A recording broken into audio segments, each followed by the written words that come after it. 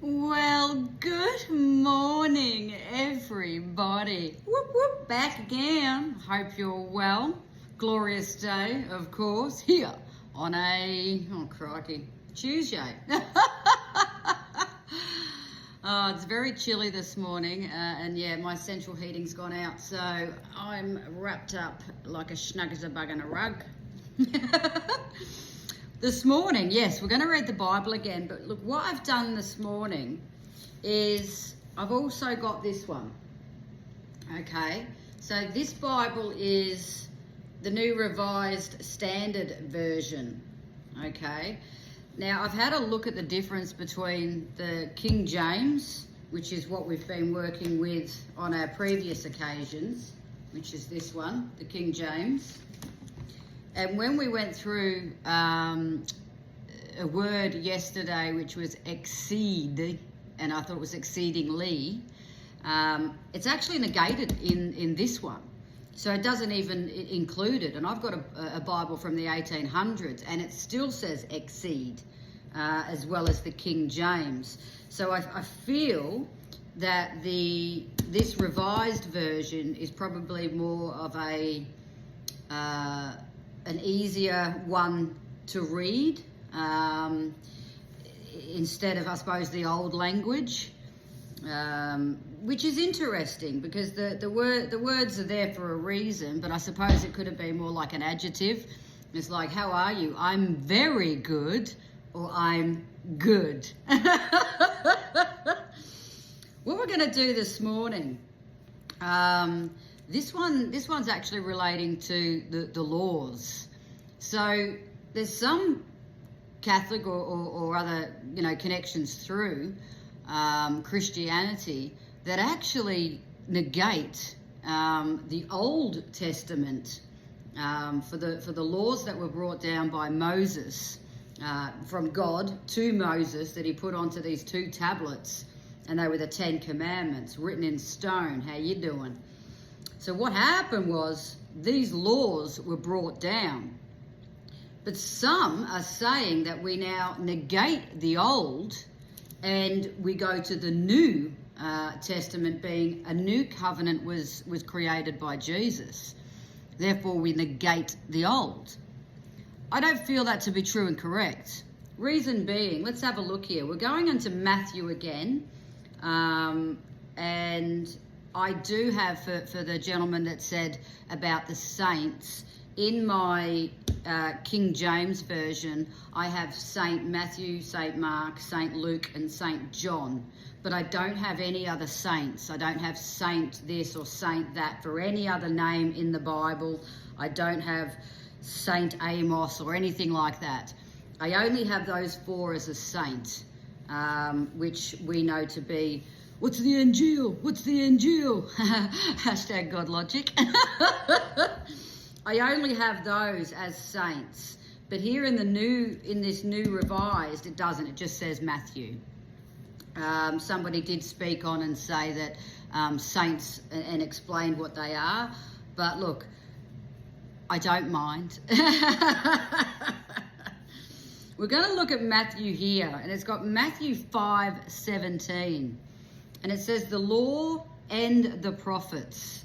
So pop your kettle on. We're going to have to do this in parts, because what I'm trying to bring here and get across is that there's some more information that I think we need to look into.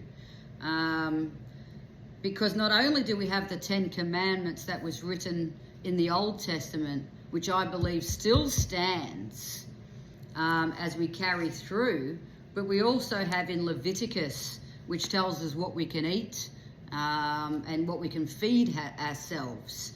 So that comes through as well. And some say we don't talk about what we're allowed to eat. We can eat whatever we like. And it's like, well, not according to the Old Testament in Leviticus. For example, we can't eat pork. We can't eat bacon, ham, or pork belly. Like, we can't eat it. You can't have a pig's trotter if you ate those. We can't have pig. The reason being is because he's a filthy animal, even though the pigs, we know them to be intelligent. They're beautiful creatures, but they are not seen as a good food to eat. And I do recall in one of the teachings that Jesus was up on the hill, and there was these demons, and he pulled the demon out of a man, and he threw it into a pig. And then all the demons went into the pigs, and the demons said, we would rather be a pig, if you like, than go to hell, because they knew where they were going to go, and they're like, please put us into a pig or something. So they went into a pig, and they all ran off the cliff into the water. He also speaks of the shellfish. We can't eat that either, because the shellfish eat the grubs and the filth at the bottom of the ocean. They like clean the ocean of all the grime and stuff, and that's what's inside the prawn. So we can't eat the prawn or the shellfish, because they're like little garbage disposals, and it's not meant to be good for us to eat that. I know I diverted a little bit there, but I'm just trying to bring across that God, Jesus, has brought forth these findings and teachings that we should follow, because he has our best interests at heart, and he is trying to help us to be clean within the spirit of Jesus. Now, we're at 6:38, so what we'll do is we'll go into Matthew 5:17, and it's called the Law of the Prophets. And I'll read this, and it's 17 to 20, and I'm going to read it out of the New Standard Version, and then we'll go over to the King James, and I'll read a section there. So let's read 17. Do not think that this is Jesus. Do not think that I have come to abolish the law or the prophets. I have come not to abolish, but to fulfill. For truly I tell you, until the heaven and the earth pass away, not one letter, not one stroke of a letter will pass from the law until all is accomplished. 19. Therefore, whoever breaks one of the least of these commandments and teaches another to do the same will be called least in the kingdom of heavens. But whoever does them and teaches them will be called great in the kingdom of heavens. 20. For I tell you, unless your righteousness exceeds that of the scribes and Pharisees, you will never enter the kingdom of heaven. So this is Jesus saying, I didn't come to abolish the law, I came to fulfill it. So if he's coming to fulfill, he's coming to fulfill the Old Testament, the old laws, the laws that were brought down by the prophets that were anointed by God, which is obviously Abraham and Moses and Isaac,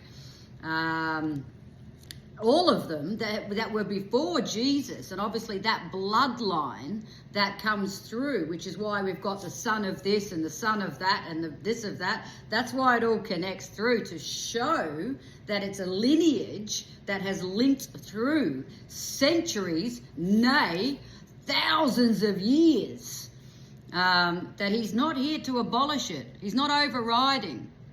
He's fulfilling.